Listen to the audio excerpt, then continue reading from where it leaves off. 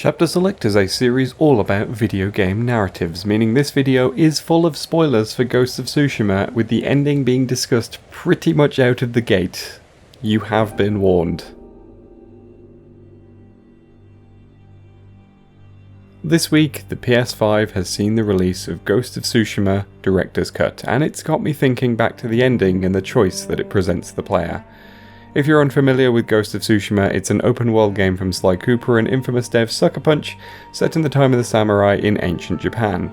In it you play as Jin Sakai, a young samurai serving under Lord Shimura, the Jito of the island of Tsushima. The events of the game revolve around the Mongol invasion of the island in 1274, where the invaders arrive and slaughter the samurai defense force, with Jin as the sole survivor. Realizing the Mongols are wise to the typical tactics of the samurai and a new approach is needed, Jin seeks out allies while adopting techniques that the Bushido Code deems dishonorable. And now, we really are going to talk about the ending. I was not kidding. Here we go. The whole game builds up with Jin conflicting with Lord Shimura over his tactics despite their effectiveness, and it all culminates in a final tragic scene where the two must duel, and when Jin deals the final blow, the player is offered a choice. The only such choice of its kind in the entire game. Do you kill the injured Shimura and put him out of his misery with honor, or do you spare him and walk off into the sunset, leaving him to his shame? It's a moment that the entire game builds to, and the weight it carries is one that asks the player to consider their decisions, their motivations, and their morality. And that is what today's video is all about. I'll be looking at the various aspects of Ghost of Tsushima that lead up to this final choice. Every aspect that gives this choice weight and might cause the player to pause before they make their decision. Let's ask questions about honor, family, and loyalty as presented in Ghost of Tsushima.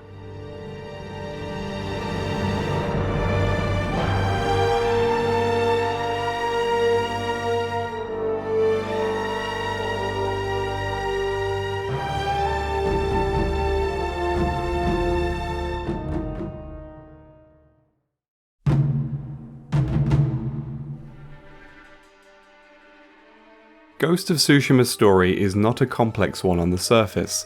For the most part, it can feel a little like a traditional good versus evil narrative. Here are the Mongols, they're the evil invaders, and you are part of the honourable Japanese good guys. This idea is reinforced in various ways, including in Jin himself. He's a straight-laced, loyal and driven servant to Lord Shimura, as good samurai had to be. He's dedicated to the people of Tsushima. He wants to stop the invasion and to protect the people who live there. This is shown straight out of the gate, as he rides along with Shimura and states repeatedly during the battle that he is ready, that he will fight and die, and he will stay by Shimura's side. I'll fight beside you to the end. I know. His first thoughts upon waking up in the aftermath are to find his armor and his sword and to fight back. As the game progresses, his thoughts are often about protecting the people and serving his land. You risked your life for them. They couldn't defend themselves. And I can't let more of our people die. He often doesn't have any other defining traits beyond this though. When we see Jin on his downtime, he's often writing poetry and resting in hot springs, and even then he's reflecting on his duty and his people. He never cracks jokes, he never expresses an interest in things outside of his duty, and he generally comes across as a bit one note. This is not a criticism, however. If anything, I feel that this is deliberate. A little cursory research into samurai and the code they live by reveals that he is, in essence, a representation of that code. On the warrior's path, only three things are considered essential: loyalty, duty, and valor. We speak of knights who work loyally, knights who are faithful to duty, and knights who are courageous and strong. Warriors who combine these three virtues of loyalty, duty, and valor in one person are considered the knights of the highest order. One who is naturally valorous exercises loyalty and devotion to his employer and parents, and if he has any free time, he studies literature and keeps up the practice of martial arts. He avoids personal luxury and disdains to waste even a penny. All of these reflect the mentality of the courageous. A man in service needs only to place his lord at the center of his heart. Nothing is more desirable than this. This positioning of Jin as a perfect representation of the code is centering him as the hero of the story. He can't be placed into this position if his actions don't adhere to those teachings. He's less of a fleshed out character and more of an archetype, a legendary figure that history tells tales of, tales that have been passed down through oral tradition and various collected scrolls written by a number of authors who all heard the tales from someone else who heard the tales from someone else. He is essentially more myth than man. He's a character representing a moralistic tale, a figure designed to be learned from and emulated, and the game plays this up at every turn. For a start, the world isn't an accurate depiction of feudal Japan. The gorgeous swaying trees, the cherry blossoms, the cascading waterfalls at the springs, the friendly and adorable foxes who lead you to shrines with their adorable squishy faces. Oh, you're a good little boy, aren't you, buddy? Oh my goodness. What was I saying? Oh yes. These things are designed to create an idealistic view of the land, a romanticized vision of what Japan should be and not what it actually is. I'm not saying Japan isn't pretty, but it's beautiful, but it's not that beautiful. You can also see this legend style of storytelling in how Jin interacts with the peasant folk. They all greet him warmly and hold him in great respect. He's revered and instantly recognised everywhere he goes, to an almost comical degree, if I'm really honest with you. If you try and position the story as a gritty, realistic view of ancient Japan, this would be laughable. But if you position this as a fable or a legend, then it makes perfect sense. Jin gets painted as the hero beloved by all because that's just how these kinds of stories work. We see this in his allies too. They're all different archetypes in their own right, with Yuna representing the rebellious spirit that helps Jin see the world differently, Ishikawa and Adachi being different flavours of mentor who help him strengthen his skills. Norio is the spiritual figure helping Jin to stay on track. Ryuzo is the rival and betrayer, and Kenji is the comic relief. You're in good spirits. Of course! I've been sipping good spirits all day. Each of these characters also has a side quest chain that tells their individual stories, and in each we see the legend style of storytelling the game has opted for even more strongly. Each of their quest lines is referred to as the tale of, followed by their name, and it's something reflected in each of the main chapter titles too, which are all presented with these sweeping artistic title cards brandished with poetic titles. We need to understand all of this in our understanding of the ending, so that we know exactly what kind of story this is. Jin, being the poster boy for the Bushido Code, is a legendary figure in this story, and the story is a tale about what it means when that code fails, and a hero who steps up to fill in the gaps that it leaves. A hero who does what's right, even if he's told that it's wrong. It's a tale that paints characters in broad strokes so we can easily place them on the morality scale. It is simply a fable reflecting on honour.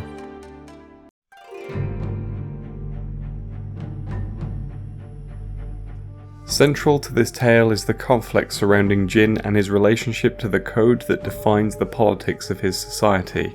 Not just internally as he re-evaluates his devotion to the status quo, but also externally, as this code is represented by the character of Lord Shimura. Shimura is an important character, generally revered as a great man within the land of Tsushima.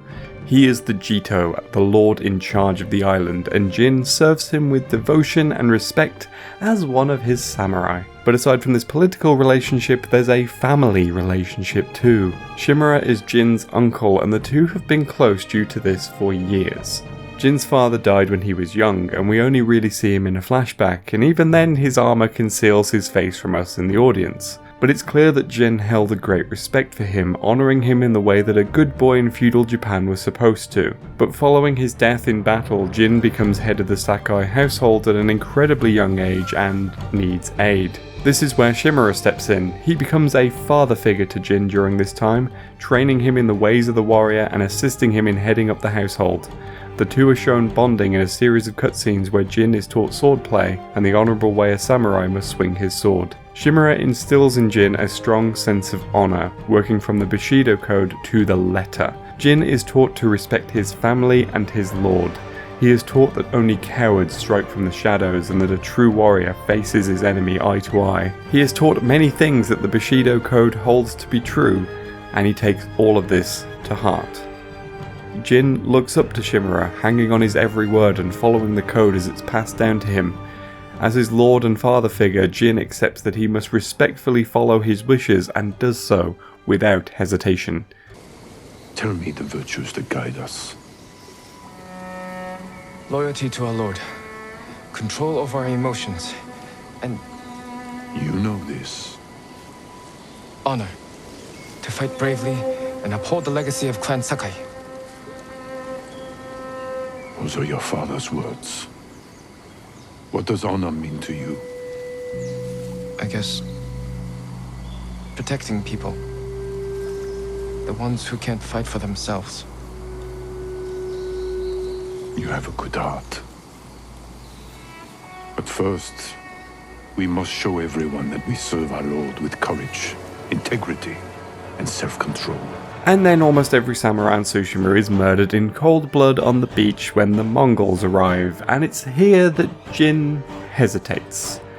It's not that he loses respect for his uncle, especially as the last we see of him in battle is trying to get up to retrieve his sword and rescue him. And indeed, when attempting to regroup, Jin's first and seemingly only thought is to find Shimura and free him from captivity. His quest is to gather allies, creating a rallying cry around the Jito, still very much in accordance with the samurai code of honor. Samurai with ambitions stay on good terms with their colleagues. I was always well-mannered to all people, from samurai to low-ranked ashigaru. This forms the basis for soliciting help should the need arise. All I would need to say is, it's for his lordship's benefit, so please rally with me. My allies would be sure to offer assistance without a moment's delay. But it's here where the cracks begin to appear, because the first ally that Jin recruits is the woman who saved him. Yuna, a thief from the lower classes, patches him up as she sees him as an opportunity to save her brother from captivity, and she doesn't seem too keen on instantly rescuing the Lord. The two come to an agreement to help each other in an uneasy alliance between an honourable samurai and a dishonourable criminal. But after Jin attempts to go it alone and is cut down once again, he realises that standing his ground as the code dictates will get him and the island nowhere. Yuna encourages him to use new techniques she has learned in her time fending for herself in the shadows, and this begins Jin's internal journey. If something goes wrong, they'll kill the prisoners. I've seen them do it. We have to go in quietly. Like thieves. What's wrong with that? Before the samurai, this island was ruled by criminals. We changed that by creating order and delivering justice in the open. We live by a code of honor. And sometimes we die by it. Warriors like my father, we just wanted to give us a safer home. I want the same thing. But we have to fight back. As he stabs and sneaks with impunity, he gets flashbacks to Shimura's teachings. Flashbacks that tell him everything he's doing is profoundly wrong. Flashbacks that I personally scoffed at, as I'm a stealth player who enjoys the thrill of the hunt. When we fight, we face our enemy head on. And when we take their life, we look them in the eye with courage and respect. This is what makes us samurai. Only cowards strike from the shadows. But is it wrong? Honor got the samurai slaughtered. Honor led to Jin suffering in disgrace in front of the Khan twice. And Honor did nothing to stop the Khan when it was staring them right in the face. The Khan recognise the honor code and know how to exploit it and find its weaknesses, because they do not follow their own. But while you were sharpening your sword, do you know how I prepared for today? I learned. I know your language, your traditions, your beliefs, which villages to tame and which to burn. So I'll ask you once again, samurai, do you surrender? But as Jin learns, a few shadowy tactics that technically violate the code are more capable of allowing Jin to protect his lord, his people, and his home in a way that the code simply did not allow. A code that otherwise says that you must protect your lord, your people, and your home. And so begins a conflict with Shimura. While he is grateful to his nephew for his rescue, he also learns of the tactics he employed to do so and feels disappointed. But for now, he is willing to allow this discretion as long as Jin follows him forward. I heard of your exploits while I was in prison. Your methods were brutal, impulsive, without honor. I did what I had to. For you. I know, Jin. And I will be forever in your debt. But you can't continue down this path. All of Tsushima looks to us for guidance. We must save our home together. As samurai. And for a while, the two continue to bond, finally leading to Shimura announcing that he intends to formally adopt Jin as his son and heir. You taught me to fight. I couldn't disappoint you. And you never have. I am proud of the warrior, the man you have become. Jin, my message to the Shogun included an announcement. I wish to formally adopt you as my son. Uncle. In my heart, you have always been the heir to my legacy. When this war ends, we will make it official. This does not last long, as Jin later employs the dishonourable tactics of poison and stealth against the Mongols, leading Shimura to lock Jin up and threaten severe action against him, burning the declaration of adoption he intended to send to the Shogun. While he does agree to help during the major conflict at the end of the game, he remains furious with Jin. He may have saved the island, but violating the code and everything he taught him is an unforgivable sin. This naturally leads to the final conflict as the culmination of this rocky relationship. But why work so hard for such an ungrateful senior figure? Why put up with this? In order to understand this, we need to take a closer look at the code I've been alluding to this whole time.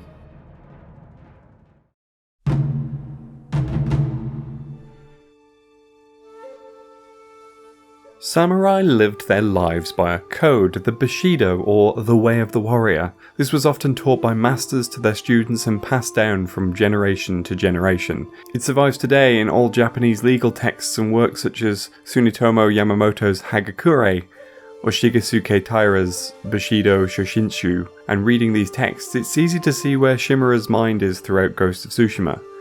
If we interpret the story as a legend with broad strokes, Shimura is a pure representation of the code. He never deviates from it, and every action he takes keeps it in mind. Two key elements occur time and time again in these texts: loyalty to your lord and family, and the need for a warrior to always live with death in his mind. Fealty to your lord is essential to the way of the warrior. In Hagakure, Yamamoto frequently reflects on his own lord, Mitsushige, and how he was willing to follow him into death by performing a suicide ritual. There are numerous tenets about respecting your lord's decisions and criticizing him only when it can be wrapped in a million layers of respect. Generally, a man who is not of a suitable high standing to speak his mind to his lord, but does so anyway, is disloyal. A man with a sincere heart will channel his ideas to a superior who holds an appropriate position. There are some men who wish to be called heroes, but as they think only of their own honour and reputations, they inevitably fail. A warrior who surrenders body and soul, thinking only of how to make things better for his lord, will always find the right course of action without making mistakes. For Shimura, his lord would be the Shogun, presumably Prince Kureyasu if my research is correct. He swears loyalty to his decisions, and any decision he makes will be run by him, in accordance with the code. It's also clear how Shimura feels about death, if the code is anything to go by. The way of the warrior is to be found in dying. If one is faced with two options of life or death, simply settle for death. Rehearse your death every morning and night. Only when you constantly live as though already a corpse, you will be able to find freedom in the martial way and fulfill your duties without fault throughout your life. We can see this attitude right at the start of the game. Shimura's first line is, We will face death and defend our home. he shows no sadness for fallen troops on the beach because to him they have died valiant warriors' deaths. He faces down the Khan ready for his own death, repeatedly when in captivity. Later in the game, this attitude can be seen reflected in his willingness to sacrifice his men for the cause as long as they fight honourably. Jin himself believes this at first too. His opening monologue ends with, Today, I die for my people.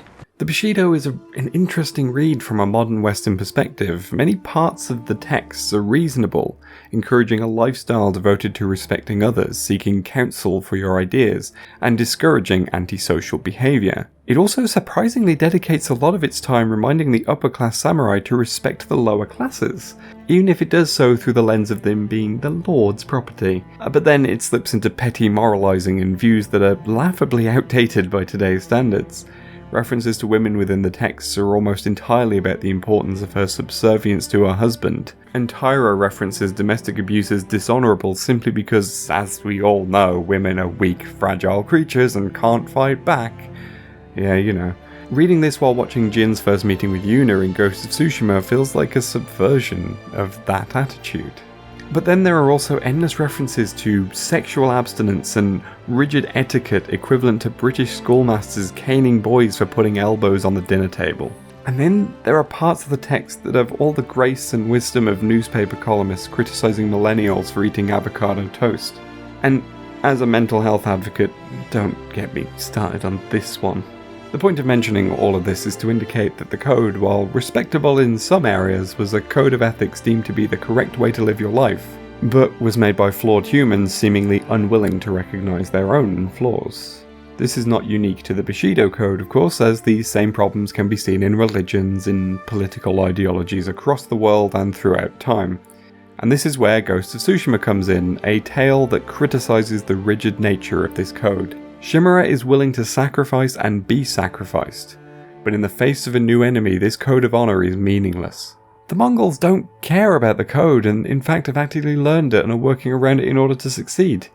Every action that Shimura takes or plans to take will simply send men to their deaths and leave the island open to invasion. Every action Jin takes works towards stopping the invaders and saving the people of Tsushima, and yet it's deemed dishonourable. It asks the question, what is the point of the code if it simply sends men to pointless deaths? How can you defend your land and your people with a code like this? Why not adapt to the realities around you instead of staying obstinate in your devotion to a failing code? Hagakure has something to say about that too. If somebody mocks the way of the warrior, or criticises the clan, tersely counter him without conviviality, and put the heathen firmly in his place. Be prepared for this, at all times. Once, a man told the priest Shungaku that he disliked the Hokkei sect of Buddhism because of its obstinacy. Shungaku rebuffed this comment by saying, "It is exactly because of the obstinacy of our teaching that the sect is able to maintain its identity. This was a sensible riposte."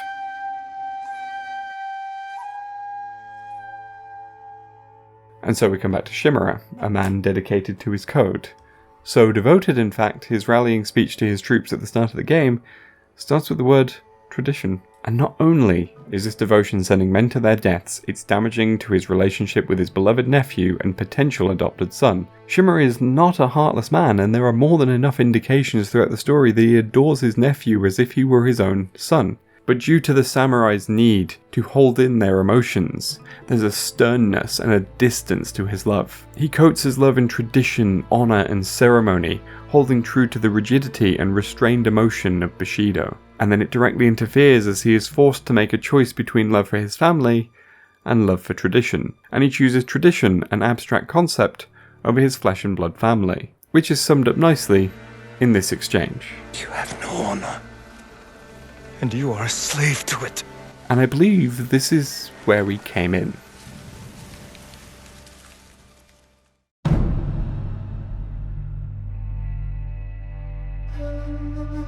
For those of you who've reached the end of Ghost of Tsushima, and I assume that's all of you due to, the spoiler warnings I put everywhere, what choice did you make? Searching around online, the opinions are split right down the middle, with neither choice being particularly right or wrong, with valid arguments for each. If anything, the option you choose says more about you and what you got from the game as a whole, and whichever option you chose, it was the correct one for you. It's actually a superb moral choice that sits entirely in shades of grey, and this is coming from the developers who made Infamous, a series with hilariously shallow moral choices at times. Those who chose to kill Lord Chimera at his request cited that while Jin may have rejected the code, he still loved his uncle and was willing to respect his wishes. Or that he was still willing to give the man the honour he deserves because he hadn't entirely rejected the code, merely bent it, if we base it on what Yuna says early in the game. I promised my uncle I'd never break our code. Then bend it. To save my family. And what's left of yours. Others felt that because Chimera was so bound to the code, letting him live would be an act leading him to hatred and spite, one that could turn him into a vengeful ruler. Or perhaps it wouldn't matter either way, and that his devotion to the code would lead to him performing seppuku anyway in his shame. I did not choose this option. I chose to spare Lord Chimera.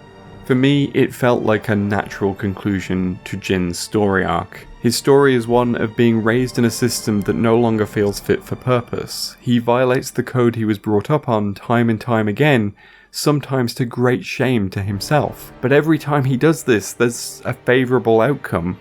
Well, except that point where the Mongols used the same poisons against the Japanese, and that's fair. The entire time, he's being discouraged from this path by his uncle, a man he respects.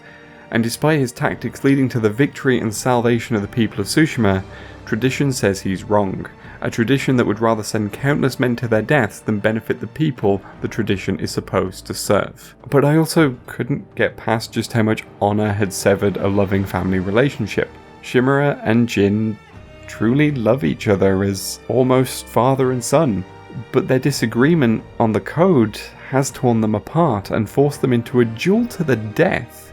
Something that no one should be forced to do, especially when one of those people just saved the lives of many innocent people. If Chimera's devotion to honor is key to his character, I felt Jin's devotion to the people, including his family, was key to his. If Jin has rejected honor, why should he choose it over his uncle in this situation? He loves his uncle, and he does not want to be forced to strike him down, especially for a system that has already failed them both and torn them apart in the first place. But there's actually a weird respect angle here too. Honor says that one must respect and honor their family in all things, but Jin's efforts to save the people were belittled and disrespected at every turn, simply because they weren't traditional. Why should Jin show respect for his uncle in this situation, when he's adhering to a system that did not respect him? A lot of this says a lot about my worldview, which is admittedly divorced from the norms of feudal Japan, being a British guy in the 21st century, but this worldview felt natural to apply to this choice. As should have been clear from my criticism of Hagakure, I don't believe in clinging to outdated traditions. Society always moves forward, and those who are willing to adapt and move with the changing times are the ones that history remembers and that shape the world for future generations. I also refuse to accept that instant respect should be awarded for elder generations or for those with titles. I respect titles and what they stand for, but all too often I've seen those titles abused by my elders, people I'm supposed to feel respect for. And it's my opinion that if those positions are not being used for the good of the people occupying those positions are worthless. I believe in the people around me more than institutions that barely know I exist. I will not show loyalty to anyone or anything that would not offer me the same respect in return. I did not respect Chimera in those final moments. I found him to be a pitiful character, one clinging desperately to old teachings and refusing to change in the face of overwhelming evidence that those teachings may not be beneficial. And as someone who believes in the importance of friends and family, his determination to sacrifice his family on the altar of tradition made me less inclined to want to honour his wishes. For me, Ghost of Tsushima had the message that rejecting the status quo is the only way to progress. Absolute authority and devotion to tradition can not only be misguided, but actively harmful, and I couldn't honour that at the end. I chose to walk away from Shimura, allowing him to reflect on the events of the game and live in the shame that his own blind devotion had caused. Jin's journey was one about learning to reject the code, and by sparing Shimura, that's exactly what he did at the end. He walked away from it, and for me, that was the most satisfying outcome for this story. That's where I stand, of course, but I'm curious where you stand on this. There are so many elements to Ghost of Tsushima's ending choice, and I love that the story chose this point to end on, rather than fading to credits after defeating the Khan. Let me know your thoughts on this in the comments below. And while you're there, don't forget to like and subscribe too, and I'd also like to extend a thank you to my patrons whose names will be at the end of the credits. Thank you for watching, and I'll see you again with more videos like this very soon.